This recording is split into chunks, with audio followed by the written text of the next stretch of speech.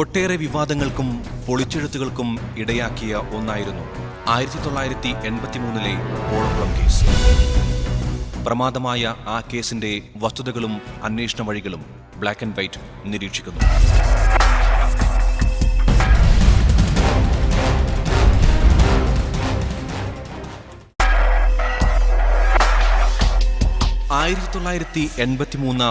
April 21 പുലർച്ചെയായിരുന്നു കേസിനാസ്പദമായ സംഭവം.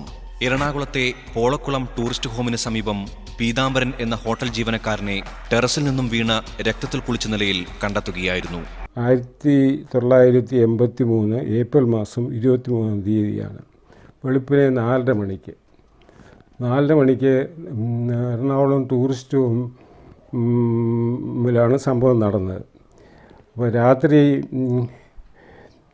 വെളുപ്പാങ്കാലം ഈ 4 മണി ആയപ്പോഴത്തേക്ക് അപ്പോൾ എല്ലാവരും മിക്കവർക്കും കുറേ ആൾക്കാർ ഉണർന്നു കഴിഞ്ഞ് അപ്പോൾ അവർ ഒരു ഭയങ്കര ശബ്ദം കേട്ടു. അത് കേട്ട് വേറെയും കൂടുതൽ ആളുകൾ വന്നു. ഒരു വെടി പൊട്ടുന്ന ഒരു ശബ്ദം കേട്ടു. അപ്പോൾ അത് കേട്ട് വേറെ ആൾക്കാർ ടൂറിസ്റ്റ് ഹോമുള്ളവർ കേട്ടു. അയലത്തുണ്ട് ആളുകളുണ്ട്, അവർ കേട്ടു. അവരുമൊക്കെ ഉണർന്നു. അപ്പോൾ ഇത് കഴിഞ്ഞ് തൊട്ടടുത്ത വീട്ടിലൊരു രാഘവൻ എന്ന് പറഞ്ഞ ഒരാൾ താമസമുണ്ടായിരുന്നു. അങ്ങേര് എന്നോട് പറഞ്ഞത്, അങ്ങേര് ഈ ഒരു ശബ്ദം കേട്ടത്, ആദ്യം ശബ്ദം കേട്ടത് ഓന്നൊരു വിളിയാണ്. ഓന്നിങ്ങനെ വിളിച്ചുകൊണ്ട് ആ ശബ്ദം താഴോട്ട് വരുന്നതും വെടിപൊട്ടുന്ന ഒരു ശബ്ദമാണ്. അത് പീതാംബരൻ വീണ ശബ്ദമാണ്. പീതാംബരൻ എന്ന് പറഞ്ഞാൽ പോളക്കുളം ടൂറിസ്റ്റ് ഹോമിലെ റിസപ്ഷനിസ്റ്റ് മേളിൽ നിന്ന് വീണ ശബ്ദമാണ്. ആശുപത്രിയിൽ എത്തിച്ചപ്പോഴേക്കും മരണം സംഭവിച്ചിരുന്നു. ഡിവൈഎസ്പി വിശ്വംഭരന്റെ നേതൃത്വത്തിലുള്ള പോലീസ് സംഘം കേസ് അന്വേഷിച്ചുവെങ്കിലും പീതാംബരന്റെ മരണം ആത്മഹത്യയാണെന്ന നിഗമനത്തിൽ എത്തിച്ചേരുകയായിരുന്നു. താഴെ വീണതിന് ശേഷം അയ്യോ അമ്മേ അയ്യോ അമ്മേ അയ്യോ അമ്മേ എന്നുള്ള കരച്ചിലാണ് കേട്ടത്. ഇത് കേട്ടുകൊണ്ട് ടൂറിസ്റ്റ് ഹോമിലെ ആൾക്കാരെല്ലാം കൂടെ ഓടി, കുറേ ഉണർന്ന ആൾക്കാർ ഓടി ഈ ഓഫീസ് റൂമിൽ കൂടെ വെളി വന്ന് നോക്കിയപ്പോഴേ പീതാംബരൻ രക്തത്തിൽ മുഴുവൻ കുളിച്ച് കിടക്കുകയാണ്. കംപ്ലീറ്റായിട്ട് കുളിച്ച് കിടക്കുകയാണ്. കംപ്ലീറ്റായിട്ട് രക്തത്തിൽ മുഴുകി ദേഹം മുഴുവൻ രക്തമായിട്ട് പിന്നെ മലമൊക്കെ ഒളിച്ചാടി കിടക്കുകയാണ്. അപ്പം എന്താണ്, അവിടെ 2 പ്രൊബേഷണറി സബ് ഇൻസ്പെക്ടർമാർ താമസമുണ്ടായിരുന്നു. അവരും ഓടി വന്നു. അപ്പോൾ അവരെല്ലാം കൂടെ അവൻ്റെ അടുത്ത് പോയി നിന്ന് എന്ത് പറ്റിയെന്ന് ചോദിച്ചിട്ടുണ്ട്. ഇവനൊന്നും പറയുന്നില്ല. പക്ഷേ വളരെ ലേറ്റായിട്ട് പ്രൊബേഷണറി എസ്ഐ പറഞ്ഞു. അയാൾ ചോദിച്ചപ്പോൾ അയാളോട് പറഞ്ഞു എന്നെ കൊന്നു. തുടർന്ന് കേസ് അന്വേഷിച്ച CBI പീതാംബരന്റെ മരണം കൊലപാതകമാണെന്ന് കണ്ടെത്തി പ്രതികളെ അറസ്റ്റ് ചെയ്തു. എന്നാൽ പോളക്കുളം കേസിന്റെ അന്വേഷണ വഴികളും നിയമയുദ്ധങ്ങളും അവിടെ അവസാനിച്ചില്ല. ഒടുവിൽ പരമോന്നത നീതിപീഠം സംശയത്തിന്റെ ആനുകൂല്യം നൽകി പ്രതികളെയെല്ലാം വിട്ടയച്ചതോടെ പോളക്കുളം കേസ് അടഞ്ഞ അധ്യായമായി. ഒട്ടേറെ സംശയങ്ങളും വിവാദങ്ങളും ബാക്കിവെച്ച് അവസാനിച്ച ആ സംഭവങ്ങൾ ബ്ലാക്ക് ആൻഡ് വൈറ്റ് കൃത്യതയോടെ ദൃശ്യവൽക്കരിക്കുന്നു.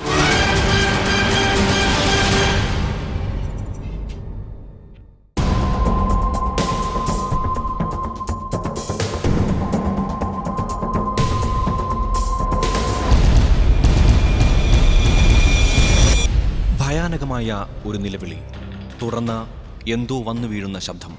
ഓടിക്കൂടിയവർ കണ്ടത് 5 നില കെട്ടിടത്തിന്റെ ടെറസിൽ നിന്നും വീണ് രക്തത്തിൽ കുളിച്ചു പിടയുന്ന ഒരു യുവാവിനെ. നിമിഷങ്ങൾക്കകം അയാൾ ബോധരഹിതനാവുകയും ചെയ്തു. 1983 ഏപ്രിൽ 22 വെള്ളി പുലർച്ചെ 4:30 എറണാകുളത്തെ പാലാരിവട്ടത്തുള്ള പോളക്കുളം ടൂറിസ്റ്റ് ഹോമിന്റെ മുറ്റത്ത് ദുരന്തം നടന്നത്.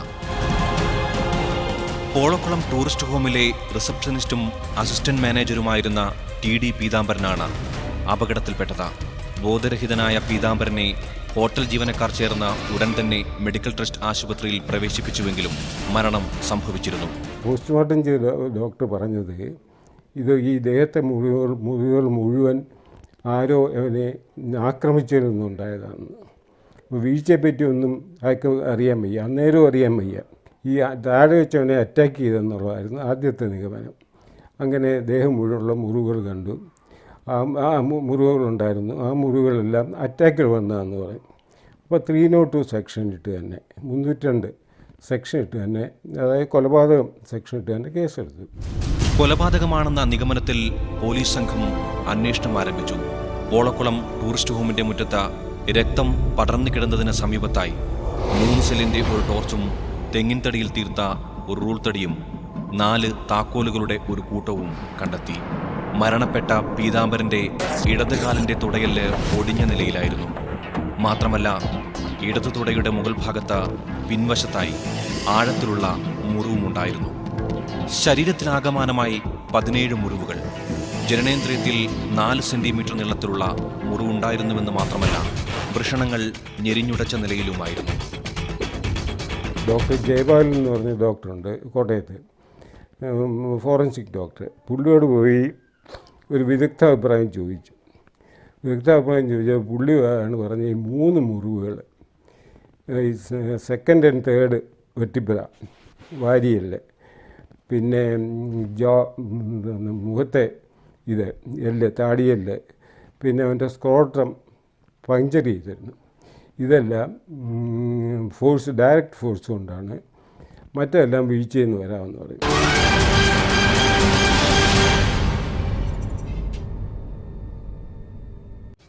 പോളക്കുളം സംഭവത്തിന്റെ അന്വേഷണം ക്രൈംബ്രാഞ്ചിനെ ഏൽപ്പിക്കപ്പെട്ടു. ഞാനന്ന് കൊല്ലത്ത് വർക്ക് ചെയ്യുക, കൊല്ലത്ത് ക്രൈംബ്രാഞ്ച് DYSP ആയിട്ട് വർക്ക് ചെയ്യുക. അപ്പോൾ ഞങ്ങൾ എറണാകുളത്ത് പോയി കേസിൻ്റെ അന്വേഷണം ഏറ്റെടുത്തു. ഒന്നിൽ കൂടുതൽ ആൾക്കാർ ചേർന്ന് കഠിനമായ ശാരീരിക പീഡനം ഏൽപ്പിച്ച പീതാംബരനെ കൊലപ്പെടുത്തിയതാവാമെന്നായിരുന്നു അന്വേഷണ ഉദ്യോഗസ്ഥരുടെ ആദ്യ കണക്കുകൂട്ടൽ. ഹോട്ടലിലെ ജീവനക്കാരെയും സംഭവ ദിവസം ടൂറിസ്റ്റ് ഹോമിലെ മുറികളിൽ താമസിച്ചിരുന്നവരെയും ടാക്സി ഡ്രൈവർമാരെയും ഒക്കെ ചോദ്യം ചെയ്തു. സംഭവ സമയത്ത് ആദ്യം ഓടിയെത്തിയവരിലൊരാളും ഹോട്ടലിലെ താമസക്കാരനുമായ മഫ്റ്റിയിലായിരുന്ന സക്കറിയ എന്ന ഒരു സബ് ഇൻസ്പെക്ടർ എന്നെ കൊല്ലുന്നേ എന്ന നിലവിളി കേട്ടതായി മൊഴി കൊടുത്തു. പീതാംബരനും നഗരത്തിലെ അറിയപ്പെടുന്ന കുടുംബങ്ങളിലെ ചില യുവാക്കളുമായി സംഭവത്തിന് ഏതാനും ദിവസങ്ങൾക്ക് മുൻപ് നടന്ന സംഘട്ടനത്തിന്റെ ചുവട് പിടിച്ചായിരുന്നു ആദ്യ അന്വേഷണം. കൊലപാതകം നടന്ന ദിവസം മഹാരാഷ്ട്രയിൽ നിന്നുള്ള ഒരു കുടുംബം ഹോട്ടലിൽ തങ്ങിയിരുന്നുവെന്നും പീതാംബരന്റെ നിലവിളി ഉയരുന്ന സമയത്ത് അവർ ധൃതിയിൽ കാറിൽ കയറി സ്ഥലം വിട്ടുവെന്നും ആരോപണമുയർന്നു.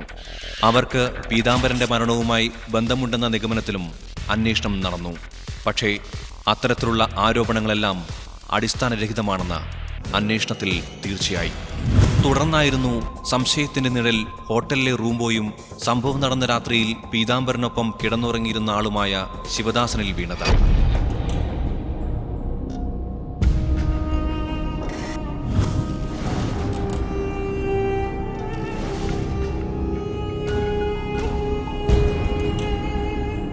ശിവദാസൻ പീതാംബരനെ ക്രൂരമായി ആക്രമിച്ച ശേഷം ടെറസിന്റെ മുകളിൽ നിന്നും തള്ളി താഴെയിട്ട് കൊന്നതാവാമെന്ന് സംശയിച്ച ക്രൈംബ്രാഞ്ച് സംഘം അയാളെ വളരെയധികം ചോദ്യം ചെയ്തുവെങ്കിലും പ്രയോജനമുണ്ടായില്ല. ഇതോടെ സംഭവത്തിന്റെ അന്വേഷണം ക്രൈംബ്രാഞ്ച് DYSP വിശ്വംഭരനെ ഏൽപ്പിച്ചു.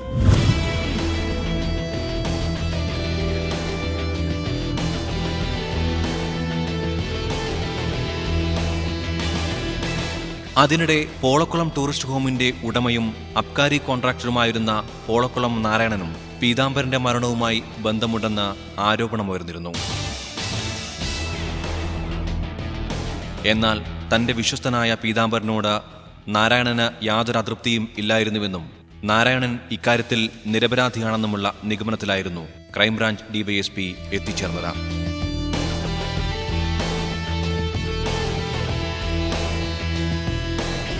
ഇതോടെയാണ് അദ്ദേഹം കൊല്ലപ്പെട്ട പീതാംബരന്റെ വീട് പരിശോധിക്കാൻ തീരുമാനിച്ചത്.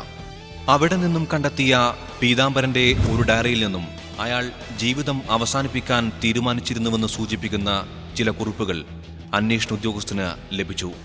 ഇത്ര മാത്രമേ ഉള്ളൂ. പോളക്കുളം ടൂറിസ്റ്റ് ഹോമിലെ റൂം ബോയ് രാധാകൃഷ്ണന് ഞാൻ 1000 രൂപ കടം കൊടുത്തിട്ടുണ്ട്.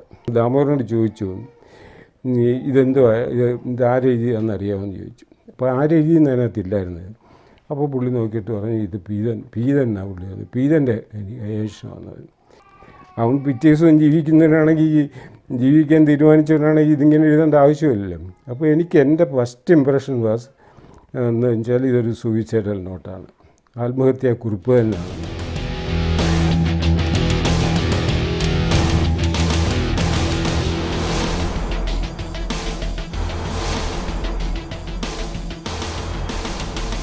മാത്രമല്ല അയാൾ മനോരോഗത്തിന് മരുന്ന് കഴിക്കുന്നുണ്ടായിരുന്നുവെന്നതിന്റെ ചില വിവരങ്ങളും ക്രൈംബ്രാഞ്ച് ശേഖരിച്ചു. എവിടെ കൊണ്ടുപോയെന്ന് ചോദിച്ചപ്പോൾ എറണാകുളത്ത് ജനറൽ ഹോസ്പിറ്റലാണ് കൊണ്ടുപോയത്. അവിടെ ആരെയാണ് കാണിച്ചതെന്ന് ചോദിച്ചപ്പോൾ പറഞ്ഞു അവിടെ ഡോക്ടർ ARR വർമ്മ എന്ന് പറഞ്ഞ ഡോക്ടറുണ്ട്, സൈക്യാട്രിസ്റ്റാണ്, മനോരോഗ വിദഗ്ധനാണ്. അദ്ദേഹത്തിനെയാണ് കാണിച്ചത്.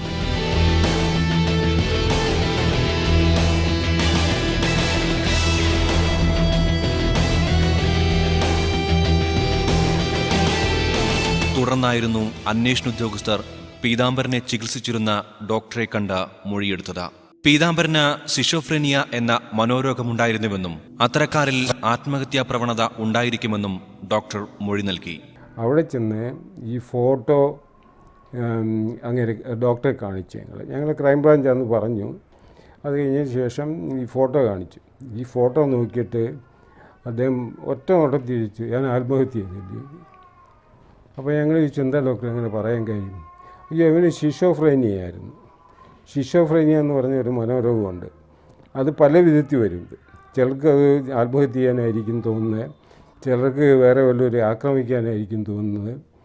ഇങ്ങനെ അത് പല രീതിയിൽ, ഇപ്പോൾ എപ്പോഴും ഗ്ലൂമി ആയിരിക്കും, അങ്ങനെ പല രീതിയിലുണ്ട്. പീതാംബരൻ്റേത് ആത്മഹത്യയാണെന്ന നിഗമനത്തിലെത്താൻ പര്യാപ്തമായ ഒരു വിവരം കൂടി ക്രൈംബ്രാഞ്ചിന് പിന്നീട് പോസ്റ്റ്മോർട്ടം റിപ്പോർട്ടിൽ നിന്നും ലഭിച്ചു. വീഴ്ചയിൽ പീതാംബരന്റെ കാലിന്റെ ഉപ്പൂറ്റിയിലെ കാൽക്കേനിയം അസ്ഥി തകർന്നിരുന്നുവെന്നതായിരുന്നു അത്. ഉയരത്തിൽ നിന്നും ഒരാൾ എടുത്തു ചാടിയാൽ മാത്രമേ കാൽക്കേനിയം അസ്ഥി തകരൂ എന്നായിരുന്നു ഫോറൻസിക് വിദഗ്ധന്റെ കണ്ടെത്തൽ. 16 മുറിവുകളുള്ളത്. അതെന്താണെന്ന് വെച്ചാൽ മുഴുവനും ഫ്രാക്ചറും കൺഡ്യൂഷൻ തണുപ്പ് പിന്നെ ലാസറേറ്റഡ് ഉണ്ടെന്ന് പറയും. ഈ ഒടിഞ്ഞപ്പോൾ കാലിൻ്റെയൊക്കെ അസ്ഥി ഒടിഞ്ഞിട്ട് മാംസത്തിൽ കൂടെ തള്ളി വെളിയൊന്ന് അങ്ങനെയുള്ളതുണ്ട്. അതല്ലാതെ വേറെ ആയുധങ്ങൾ പ്രയോഗിച്ചുള്ള ഒരു മുറിവും ദേഹത്ത് കണ്ടില്ല. കത്തിയോ വല്ലതുമാണെങ്കിൽ നമുക്കറിയാൻ പറ്റും. ഡോക്ടർ ഉമ്മാദത്തിനെ വിളിച്ചു. ഉമ്മാദത്തിനെ അവിടെ പോയി. അദ്ദേഹം ഒന്ന് ആലപ്പുഴ മെഡിക്കൽ കോളേജ് വർക്ക് ചെയ്യാണ്. അപ്പം അദ്ദേഹത്തിനെ കൊണ്ടുവന്ന് സ്ഥലം കാണിച്ചു. ഈ പോസ്റ്റ്മോർട്ടം സർട്ടിഫിക്കറ്റും കാണിച്ചു. അപ്പോൾ അദ്ദേഹം മുറിവെല്ലാം നോക്കിയിട്ട് അദ്ദേഹം പറഞ്ഞു, ഇത് കാലിൻ്റെ ഈ കാൽക്കേനിയം ബോൺ എന്നും പറഞ്ഞൊരു ബോണുണ്ട്. കാൽക്കേനിയം ബോൺ എന്നാണ് പറയുന്നത്. അത് പൊട്ടിയിട്ടുണ്ട്. അതിൻ്റെ അർത്ഥം ഇവൻ കാലേ തന്നെ വന്ന് പതിച്ചു എന്നുള്ളതാണ്. മേളിൽ നിന്ന് കാലേ തന്നെ വന്ന് പതിച്ചു. കാലേ തന്നെ പതിച്ചെങ്കിൽ മാത്രമേ ഈ കാൽക്കേനിയം ബോൺ പൊട്ടുകയുള്ളൂ. ഇതോടെ പീതാംബരൻ പോളക്കുളം ടൂറിസ്റ്റ് ഹോമിന്റെ മുകളിൽ നിന്നും ചാടി ആത്മഹത്യ ചെയ്യുകയായിരുന്നു എന്ന് കണ്ടെത്തിയ ക്രൈംബ്രാഞ്ച് കോടതിയിൽ അന്തിമ റിപ്പോർട്ട് കൊടുത്തു.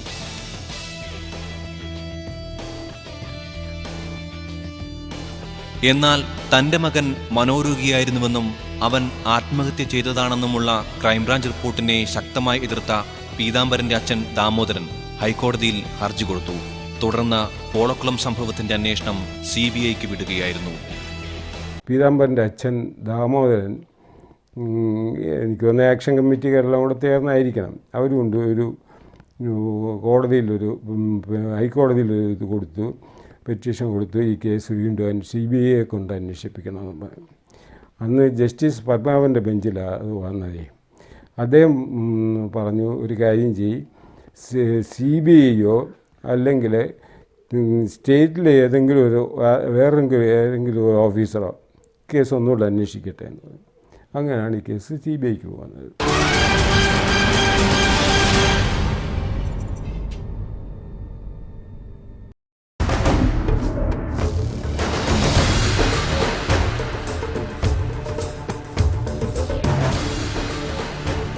CBIയിലെ പ്രശസ്തനായ DYSP വർഗീസ് P. തോമസിനായിരുന്നു കേസിന്റെ അന്വേഷണ ചുമതല.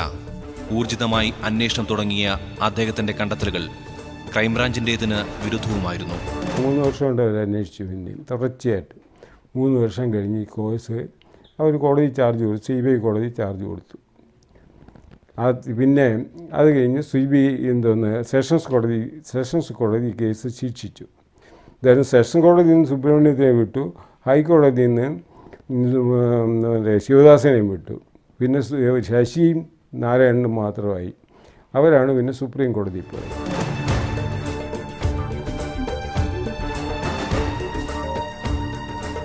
പോളക്കുളം ടൂറിസ്റ്റ് ഹോമിന്റെ ഉടമ പോളക്കുളം നാരായണനെ കൂടി സംശയിക്കുന്ന രീതിയിലായിരുന്നു CBIയുടെ കണ്ടെത്തലുകൾ.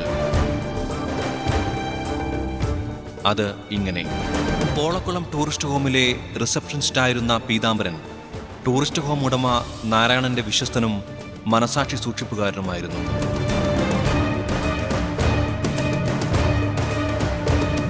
എന്നാൽ കാലക്രമേണ ആ വിശ്വാസത്തിന് മങ്ങലേൽക്കുകയായിരുന്നു.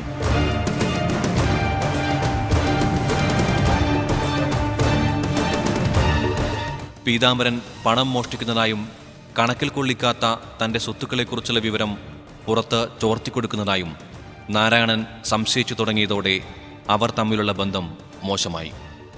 അതോടെ പീതാംബരൻ വേറെ ജോലി അന്വേഷിക്കാനും തുടങ്ങി.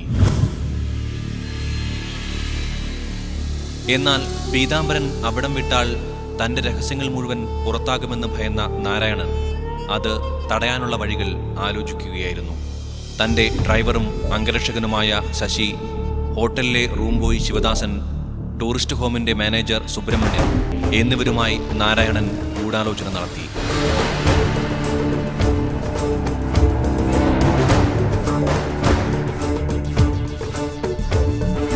തുടർന്ന് നാരായണന്റെ ഒത്താശയോടെ പീതാംബരനെ മറ്റു പ്രതികൾ ചേർന്ന് ആക്രമിച്ച ശേഷം പോളക്കുളം ടൂറിസ്റ്റ് ഹോമിന്റെ ടെറസിൽ നിന്നും തള്ളിയിടുകയായിരുന്നുവെന്നാണ് CBIയുടെ കണ്ടെത്തൽ. ടെറസിൽ നിന്നും ഒരാളെ തള്ളിയിടുമ്പോഴും തനിയെ എടുത്തു ചാടുമ്പോഴും എത്ര അകലെ വരെ ചെന്നു വീഴുമെന്നും ഓരോന്ന് സംഭവിക്കുമ്പോഴും ശരീരത്തിലുണ്ടാകുന്ന മുറിവുകൾ എന്തൊക്കെയായിരിക്കും എന്നൊക്കെ കണ്ടെത്താനായി ഇന്ത്യയിൽ ആദ്യമായി CBI ഡമ്മി പരീക്ഷണം നടത്തിയതും പോളക്കുളം കേസിലായിരുന്നു.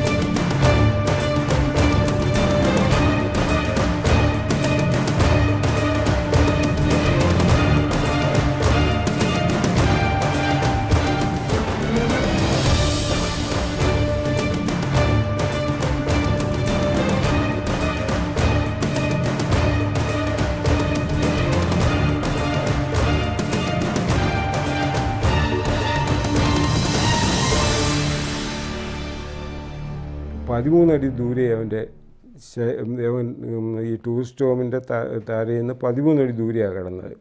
അപ്പോൾ സാധാരണ ഒരാൾ ചാടിയാൽ 13 അടി, ഇവിടെ താഴെ നിന്നുകൊണ്ട് ചാടുകയാണെങ്കിൽ 13 അടി ദൂരെ പോകില്ല. അപ്പോൾ എടുത്തെറിഞ്ഞാലേ ദൂരെ പോകുമെന്നാണ് ഈ വിദ്വാൻ്റെ കണ്ടുപിടുത്തം. പക്ഷേ അത് ഈ പൊക്കത്തിൽ നിന്ന് ചാടിയാൽ ദൂരെ പോകുമെന്നുള്ളത് ആർക്കും അറിയാവുന്നതാണ്. ഞാനത് വെച്ചുകൊണ്ട് ആലപ്പുഴ ഫിസിക്സിൻ്റെ പ്രൊഫസറോട് ഞാൻ ചോദിച്ചു. ഞാൻ പറഞ്ഞു ഇവൻ്റെ ഭാരം 75 കിലോഗ്രാമാണ്. ഈ ടൂറിസ്റ്റ് കൊണ്ട് മേളിലെ ടെറസിൻ്റെ അവിടെ വരുമ്പോഴത്തേക്ക് ഏതാണ്ട് 70 അടിയോളം വരും. 70 അടി പൊക്കത്തു നിന്ന് 75 കിലോ ഭാരമുള്ള ഒരാൾ എടുത്ത് ചാടിയാൽ എന്ത് ദൂരം പോകാൻ പറ്റുമെന്ന്. ഈ താഴെ 7 അടി ചാടുന്ന ഫോഴ്സ് ചാടിയാൽ എന്ത് ദൂരം പോകും? അയാൾ പറഞ്ഞ് 36 അടി ദൂരെ പോകുമെന്ന് പറഞ്ഞു. ഒടുവിൽ പീതാംബരൻ്റേത് കരുതി